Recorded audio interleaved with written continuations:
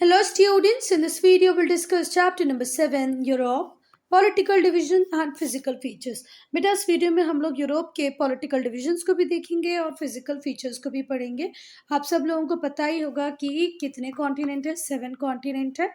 कुछ लोग ऐसा भी कहते हैं कि 8th कॉन्टिनेंट है वो है जीलैंडिया, जो पानी के अंदर समा गया है, मतलब सबमर्ज हो गया है। तो ऑल इन ऑल अभी कितने कॉन्टिनेंट है? 7, और उस 7 कॉन्टिनेंट में से यूरोप एक है।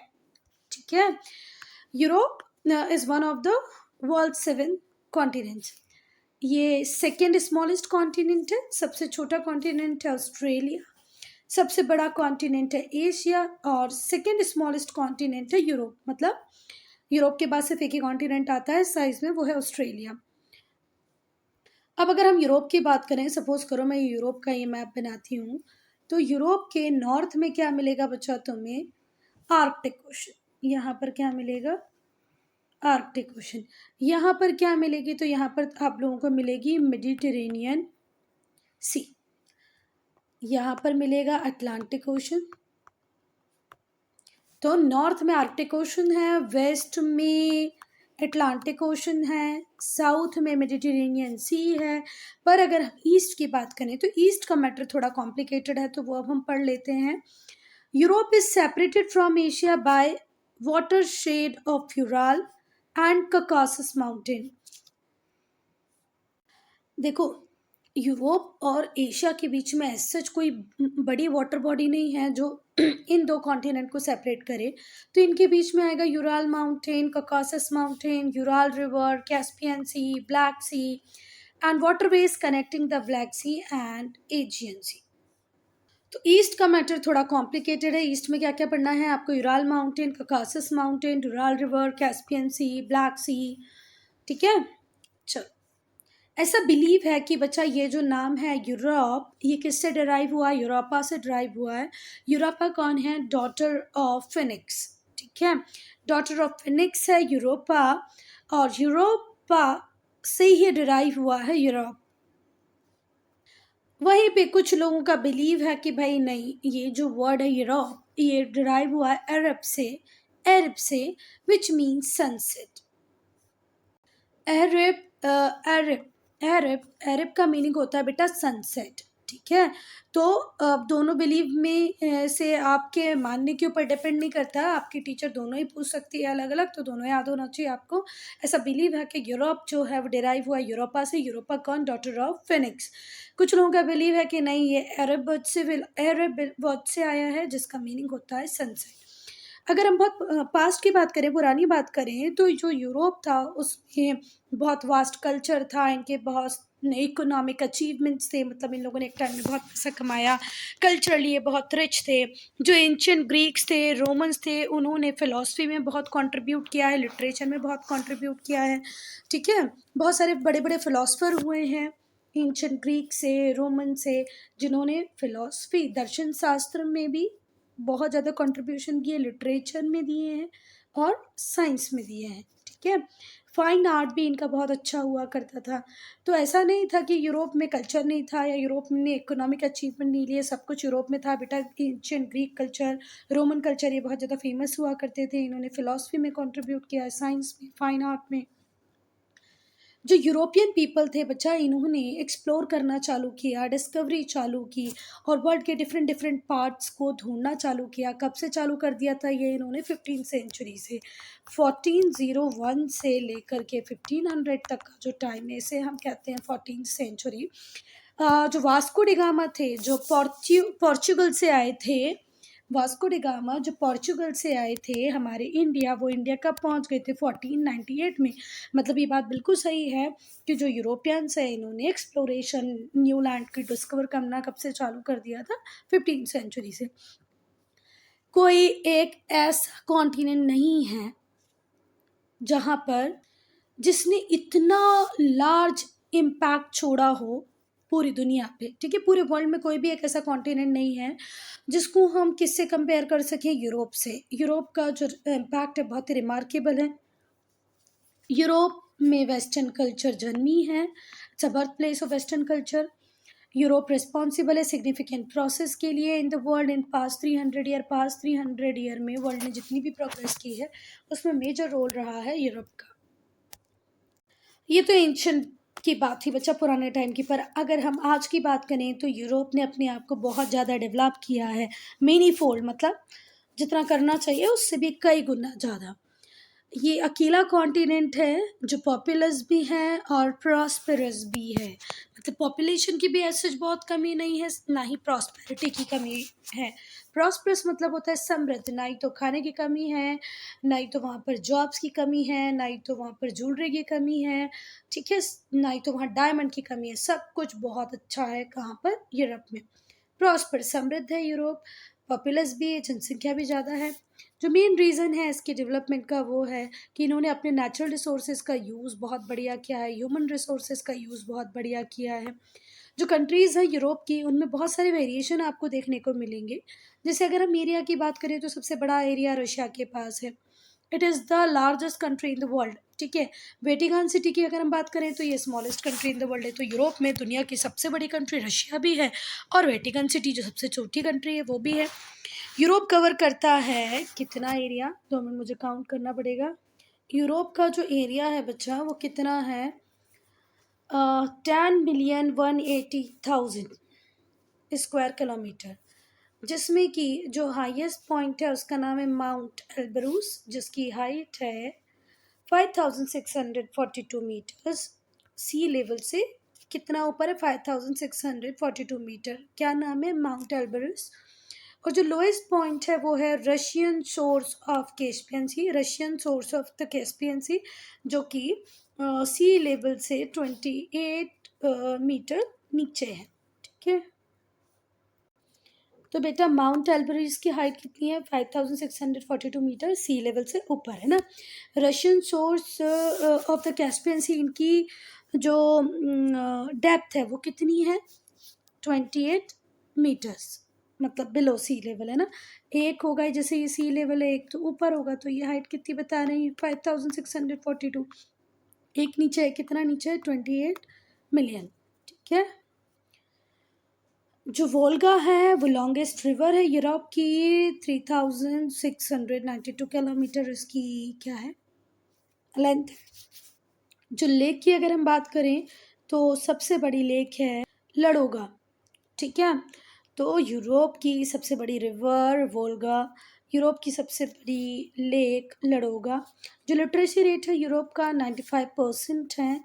हम यूरोप को और ज़्यादा पढ़ेंगे इस चैप्टर में। तो यहाँ पर तुम लोग एक 1 मार्क क्वेश्चन बन जाएगा, माउंट एल्ब्रूस पे की हाईएस्ट पॉइंट कौन सा है, तो ये पता होना चाहिए माउंट एल्ब्रूस। ऐसा पूछा जा सकता है माउंट एल्ब्रूस की हाइट कितनी है, तो वो आपको पता होना चाहिए। फिर डीपेस्ट पॉइंट पूछा जा सकता है यूरोप का, आपको उसका नाम पता होना चाहिए और कितना डेप्थ है वो पता होना चाहिए। लॉन्गेस्ट रिवर कौन सी है, तो वोल्गा, और लडोगा लार्जेस्ट लेक है, ठीक है। चलो अब लोकेशन, हम लोकेशन की बात करेंगे बेटा यूरोप की। तो अगर हम यूरोप के मैक्सिमम पार्ट की बात करें तो वो नदर्न टेम्परेट जोन में आता है, ठीक है।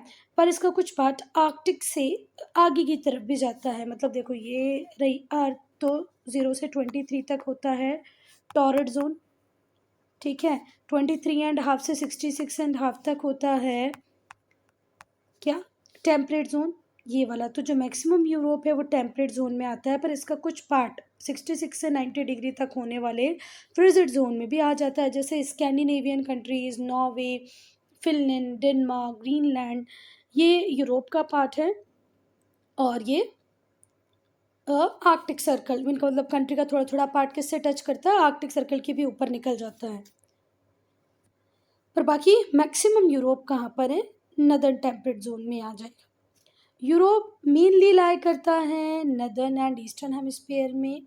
कहाँ पर, नदर्न एंड ईस्टर्न हेमिस्फीयर में। जैसे ये रहा, तो ये हो गया नदर्न हेमिस्फीयर, ये हो गया सदर्न हेमिस्फीयर। तो याद रखो कि यूरोप नदर्न हेमिस्फीयर में है। फिर अगर इसको और डिवाइड करें तो ये है ईस्टर्न हेमिस्फीयर और ये है वेस्टर्न हेमिस्फीयर। तो मैक्सिमम जो पार्ट है वो कहाँ पर है, यूरोप का ईस्टर्न हेमिस्फीयर में। मतलब यूरोप की लोकेशन यहाँ होगी, ठीक हुई बात। पूरी की पूरी नदर्न हेमिस्फीयर में, मोस्टली नदर्न हेमिस्फीयर में, और बाकी ईस्टर्न हेमिस्फीयर में, ठीक है। ये ईस्ट होता है बेटा, ये वेस्ट होता है, नॉर्थ, ये साउथ।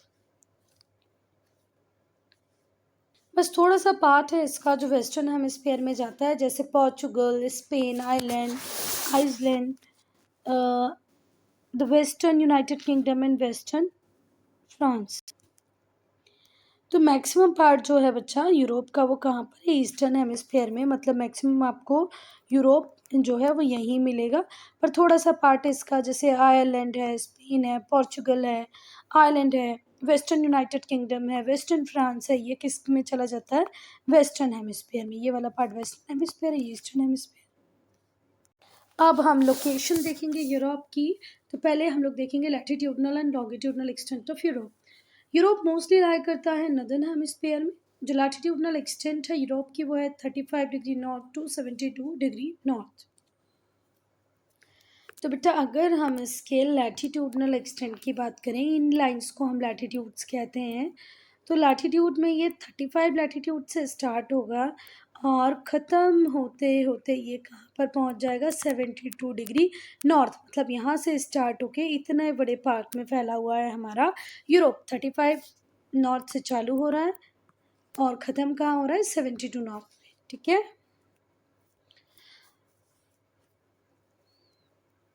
और इसी से आप लोगों को ये बात तो पता चली जाती है बेटा कि जो मोस्ट पार्ट है इस कॉन्टिनेंट का वो नदर्न टेम्परेट जोन में आता है। देखो टेम्परेट जोन कहाँ से स्टार्ट होता है, 23.5 डिग्री नॉर्थ से स्टार्ट होके 66.5 डिग्री नॉर्थ तक चलता है क्या हमारा नदर्न टेम्परेट जोन। ठीक है। तो देखो ये 35 से स्टार्ट हुआ, मतलब 23 के बाद 35 से स्टार्ट हुआ और 66 से सिर्फ थोड़ा सा आगे क्या, 72।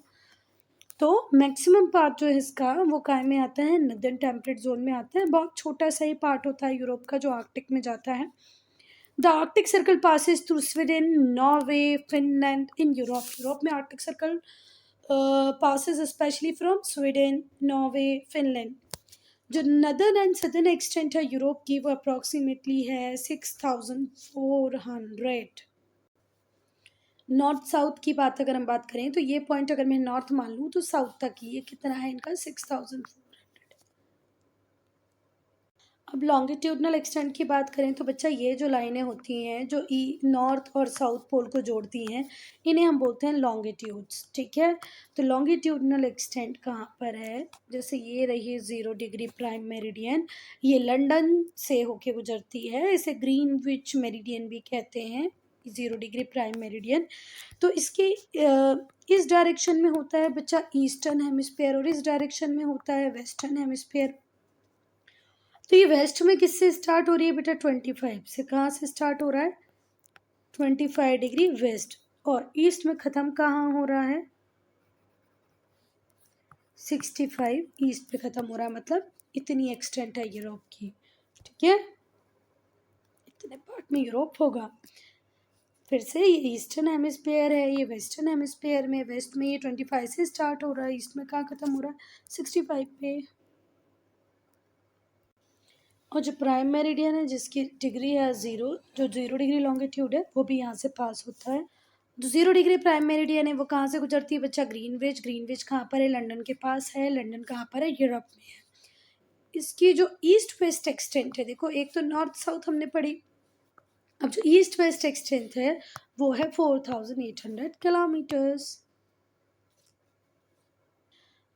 अब साइज ऑफ यूरोप, हाँ वहाँ पर इंटरनेशनल सिस्टम में दिया था, अभी हमने जो एक पैराग्राफ पढ़ा था ना अभी शुरुआत में ऊपर, वहाँ पर इंटरनेशनल सिस्टम में दिया था, यहाँ इंडियन सिस्टम में दिया है बेटा। 1 10 100 1000 10,000 lakh 10 lakh crore, 1 crore 8,78,000 square kilometre area है हमारे यूरोप का। ये अर्थ के सरफेस का 7% कवर करता है। मतलब टोटल जो एरिया है अर्थ का उसमें सिर्फ 7% किसका है बेटा, यूरोप का। 7% of total surface of area, earth area. अगर हम पॉपुलेशन की बात करें तो जो पॉपुलेशन है यूरोप की वो है approximately 733 million, that is 11% of world's population. Area की अगर हम बात करें तो एरिया 7% है, वहीं पर वर्ल्ड की पॉपुलेशन कितनी रहती है यूरोप में, तो वो रहती है 11%। ठीक है। तो 11% जो पॉपुलेशन है वर्ल्ड की वो एक कॉन्टिनेंट में रहती है जिसका नाम है यूरोप। अब मैं बॉर्डर या और कोस्ट लाइन की अगर हम बात करें तो जो यूरोप है वो तीनों साइड से पानी से ढका हुआ है। ये पेनिनसुला है बेटा, इंडिया का ये जो पार्ट है इसे भी हम पेनिनसुला कहते हैं। हर लैंड मास जो तीन साइड से पानी से ढका हुआ हो उसे हम क्या कहते हैं, पेनिनसुला। तो ऐसे ही जैसे हमारा इंडिया पेनिनसुला है वैसे ही यूरोप भी क्या है, एक पेनिनसुला है। Because the seas have penetrated deep into the land except eastern part, सिर्फ ईस्टर्न पार्ट को छोड़ दो तो यूरोप के अंदर तक बहुत एक्सटेंट तक गई है हमारी seas. Europe is surrounded by water on three sides, Europe तीन साइड से पानी से ढका हुआ है। मोस्ट ऑफ द जो पार्ट है यूरोप का, सिर्फ रशिया को छोड़ दो तो लाई नियर द सी, वो सी के पास ही है। सिर्फ रशिया को अगर आप छोड़ दो ना बेटा, तो जितने भी पार्ट है यूरोप के, अगर आप फ्रांस को देखोगे तो फ्रांस की भी एक बहुत बड़ी कोस्ट लाइन है। इंग्लैंड को देखोगे तो वो आइलैंड कंट्री है। ग्रीनलैंड, आप अगर जब मैप में ग्रीनलैंड को देखोगे तो आपको लगेगा कि नॉर्थ अमेरिका का पार्ट है, पर उसके ऊपर पॉलिटिकल कंट्रोल डेनमार्क का है, तो डेनमार्क के पार्ट हुआ तो उसके आसपास आपको ओशन मिलेगा। स्कैंडिनेवियन कंट्री के आसपास आपको सीज मिलेंगी। तो मोस्ट ऑफ द पार्ट जो है यूरोप का वो सीज के पास ही है, रशिया को बस छोड़ दो तो। यूरोप सिचुएटेड है Atlantic ocean and Ural mountains के बीच में। एक साइड में ईस्ट में उसको मिलता है यूराल माउंटेन और वेस्ट में मिलता है अटलांटिक ओशन, ठीक है। और अगर नॉर्थ साउथ की बात करें तो देखो फिर से मैं बता देती हूँ, यहाँ पर है यूराल माउंटेन, यहाँ पर है अटलांटिक ओशन, यहाँ पर है आर्कटिक ओशन और यहाँ पर है मेडिटेरेनियन सी। जो यूराल माउंटेन है, कॉकासस माउंटेन है, कैस्पियन सी है, यूराल रिवर है, ये डिवाइड करते हैं यूरोप को एशिया से, ठीक है। Europe is separated from Africa by strait of Gibraltar in the south west में है स्ट्रेट ऑफ जिब्राल्टर, जिसके थ्रू यूरोप और अफ्रीका अलग हुए हैं। यूरोप और अफ्रीका अलग हुए हैं किससे, स्ट्रेट ऑफ जिब्राल्टर से, ठीक है। और अगर हम यूरोप और एशिया की बात करें तो यूरोप और एशिया के बीच में मिलेगा आपको Ural mountain, Caucasus mountain, Caspian sea, Ural river, ये यूरोप और एशिया को डिवाइड करती हैं। तो इससे 1 1 मार्क 2 2 मार्क क्वेश्चन बन सकते हैं कि यूरोप और अफ्रीका को कौन सेपरेट करता है, तो वो है स्ट्रेट ऑफ जिब्राल्टर। यूरोप और एशिया को कौन सेपरेट करता है, तो लंबी लिस्ट है, फिर भी लर्न कर लेना। Ural mountain, Caucasus mountain, Caspian sea, Ural river.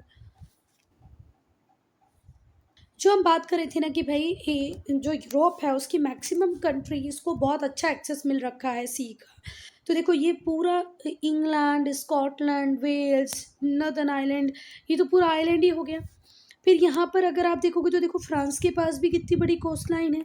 फिर आप देखो इटली को, इटली के पास भी कितनी बड़ी कोस्ट लाइन है। फिर हम और आगे चलें तो आप इनको देख लें, फिनलैंड, डेनमार्क, स्वीडन, नॉर्वे, इनके पास भी, ये नॉर्वे रहा, ये स्वीडन रहा, ये फिनलैंड रहा, अच्छी खासी कोस्ट लाइन इनके पास है, अच्छा खासा एक्सेस है इनका सीखा। बस रशिया को छोड़ दो तो देखो ये वाला पार्ट जो है कहाँ गया, रशिया, रशिया पोलैंड के बाद ये यहाँ से फिर ये रशिया जो चालू होता है, तो यहाँ पर ही बस ओशन का थोड़ा सा कम एक्सेस है, बाकी तो सबके पास भर भर के ओशन है। ये है वो यूक्रेन जो अभी रशिया के साथ लड़ाई कर रहा है, ये बेलारूस है, यूक्रेन रशिया वॉर चल रहा है अभी। तो बस पोलैंड, बेलारूस और फिर उसके बाद ये पूरा रशिया चालू हो जाता है। अगर हम कोस्ट लाइन की बात करें ना बेटा, तो यूरोप में जैसे हमारे इंडिया की कोस्ट लाइन की बात करो तो देखो कितनी अच्छी है। चलो मैंने कुछ ज़्यादा ही अच्छी बना दी, ये थोड़ी सी ऐसी है ना। पर जब आप यूरोप की कोस्ट लाइन देखोगे भाई तो ऐसे ऐसे ऐसे ऐसे कटी छटी कोस्ट लाइन है।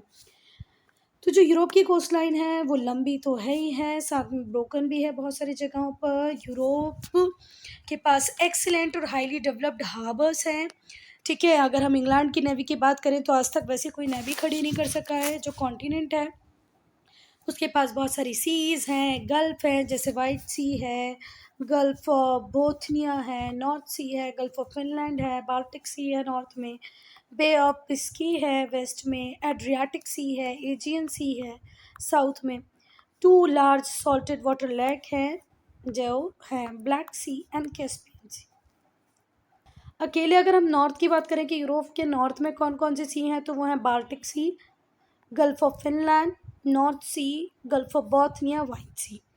फिर अगर मैं बात करूं वेस्ट की, तो वेस्ट में मिलेगा bay of Biscay, Adriatic sea, Aegean sea मिलेगी आपको साउथ में, और दो सॉल्टेड वाटर लेक्स भी हैं जो कि हैं ब्लैक सी और कैस्पियन सी।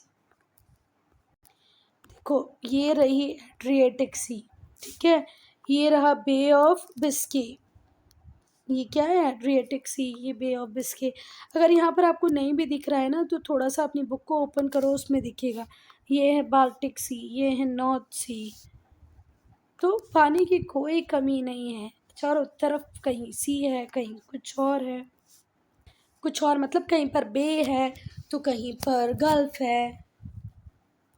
अब आइलैंड की बात करें तो बहुत सारे आइलैंड हैं यहाँ पर यूरोप में।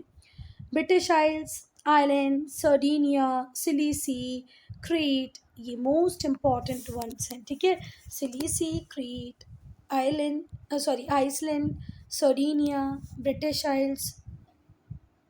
फिर से एक बार आइलैंड के नाम बताओ। British isles, Iceland, Sardinia, Sicily, Crete. जो इंग्लिश चैनल है वो सेपरेट करता है the mainland from the British isles. English channel जो है वो सेपरेट करता है मेनलैंड फ्रॉम ब्रिटिश आइल। जैसे अगर मैं बात करूँ, यूरोप स्टार्ट होता है यहाँ पर, जैसे इंग्लैंड है, फिर यहाँ पर इंग्लिश चैनल है, और फिर बाकी यहाँ का France, Germany, Italy, Portugal, Spain, ये यहाँ पर सब चालू होगा। तो जो मेन लैंड है यूरोप का, उससे कौन अलग करता है? इंग्लिश। मतलब जो ब्रिटिश आइल्स हैं वो इंग्लिश चैनल के थ्रू यूरोप का जो मेन लैंड है उससे अलग है। फिर से देखो, ये रहा इंग्लैंड, फिर यहाँ से फ्रांस, इटली, जर्मनी, ये वाला पार्ट शुरू होता है। तो इस मेन लैंड और ब्रिटिश आइल्स को अलग करने वाला कौन है? इंग्लिश चैनल, जो यहाँ पर होगा। कहाँ पर होगा? यहाँ पर। फिर ये यूरोप चालू होगा, मतलब यूरोप का मेन लैंड चालू होगा। यूरोप तो इंग्लैंड भी जो है, ब्रिटेन है, ब्रिटिश आइल्स जो हैं वो भी यूरोप के पार्ट है। अब अगर हम पॉलिटिकल डिवीज़न की बात करें तो यूरोप में 50 कंट्रीज़ हैं। रशिया सबसे बड़ी है और वेटिकन सिटी सबसे छोटी है। ये जो कंट्रीज़ हैं इन्हें हम एक साथ में इनकी लोकेशन के अकॉर्डिंग, इनकी फिजियोग्राफी के अकॉर्डिंग, पॉलिटिकल अफिलिएशन के अकॉर्डिंग हम डिवाइड कर सकते हैं। तो ये बात ध्यान रखो, यूरोप में 50 कंट्रीज़ हैं। सबसे बड़ी कंट्री रशिया है, सबसे छोटी वेटिकन सिटी है। जो कंट्रीज़ हैं इन्हें हमने ग्रुप कर दिया इनकी लोकेशन को देखते हुए, इनकी फिजियोग्राफी को देखते हुए, इनके पॉलिटिकल अफिलिएशंस को देखते हुए। पहला जो अफिलिएशन है वो स्कैंडिनेवियन कंट्रीज़ है, नॉर्वे, स्वीडन, आइसलैंड, डेनमार्क। तो स्कैंडिनेवियन कंट्रीज़ में क्या क्या आएगा बच्चा? Norway, Sweden, Iceland and Denmark. Norway, Sweden form the Scandinavian peninsula. Norway और स्वीडन है वो क्या बनाते हैं? Scandinavian peninsula. डेनमार्क को इंक्लूड किया गया है इस ग्रुप में क्योंकि हिस्टोरिकली, कल्चरली, लिंग्विस्टिकली ये नॉर्वे और स्वीडन से रिलेटेड था। फिर से सुनो बेटा, नॉर्वे और जो स्वीडन है वो स्कैंडिनेवियन पेनिनसुला का पार्ट है, पर जो डेनमार्क है उसे इसलिए इंक्लूड कर लिया गया क्योंकि हिस्टोरिकली, कल्चरली, लिंग्विस्टिकली ये नॉर्वे और स्वीडन से मिला हुआ लगता था।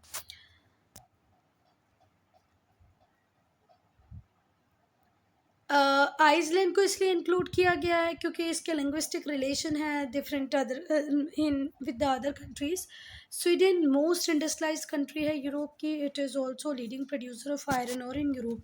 जो स्वीडन है वो मोस्ट इंडस्ट्रियलाइज कंट्री है यूरोप की और ये लीडिंग प्रोड्यूसर है आयरन और का यूरोप। आइलैंड को क्यों जोड़ा गया, आइसलैंड को क्यों जोड़ा गया बेटा? क्योंकि आइसलैंड के लिंग्विस्टिक रिलेशन है नॉर्वे, स्वीडन के साथ में। डेनमार्क को क्यों जोड़ा गया? क्योंकि डेनमार्क हिस्टोरिकली, कल्चरली, लिंग्विस्टिकली जुड़ा हुआ है नॉर्वे और स्वीडन से। अब हम बात करेंगे लैपलैंड की। इसके अंदर वो रीजन आएंगे जो आर्कटिक के नॉर्थ में है। तो लैपलैंड में आएंगे वो रीजन जो आर्कटिक के नॉर्थ में, मतलब आर्कटिक सर्कल को क्रॉस करते हुए ऊपर पहुंचे, फ्रिजिड जोन में है। इसमें आएगा northern part of Norway, Sweden, republic of Karelia in Russia and Finland. Finland, republic of Karelia and Russia, Sweden और नॉर्वे। नाउ लेट्स इंक्वायर में पढ़ेंगे हम कि जो रेकविक है वो कहाँ की कैपिटल है, आइसलैंड की। आइसलैंड की कैपिटल का नाम क्या है, रेकविक। ये मोस्ट नॉर्दर्नली सिचुएटेड कैपिटल है वर्ल्ड की। अगर पूछा जाए कि वर्ल्ड की सबसे ज़्यादा नॉर्थ में कौन सी कैपिटल है, किस कंट्री का कैपिटल है, तो वो है आइसलैंड का, और कैपिटल का नाम क्या है, रेकविक। ठीक है। फिर कोपेनहेगन कैपिटल है डेनमार्क की। इसे की टू द बाल्टिक सी भी कहते हैं। ये रिक्विक है, रिक्विक कहाँ की कैपिटल है, आइसलैंड की। ये नदर्नली सिचुएटेड कैपिटल है वर्ल्ड की। फिर बोल रहे हैं कि जो कोपेनहेगन है, जो डेनमार्क की कैपिटल है, उसे की टू बाल्टिक सी भी कहते हैं, क्योंकि ये सेंटर है डेयरी प्रोडक्ट और एग एक्सपोर्ट करने का, इसलिए इसे क्या कहा गया, की टू बाल्टिक सी। फिनलैंड जो है वो है land of forest and lakes, Finland. यहाँ पर बहुत सारे फॉरेस्ट हैं, बहुत सारी लेक्स हैं, मतलब झील हैं, बहुत जंगल हैं, and it is covered with dense forest and lakes. यहाँ पर बहुत सारे फॉरेस्ट हैं अभी भी, और लेक्स भी हैं।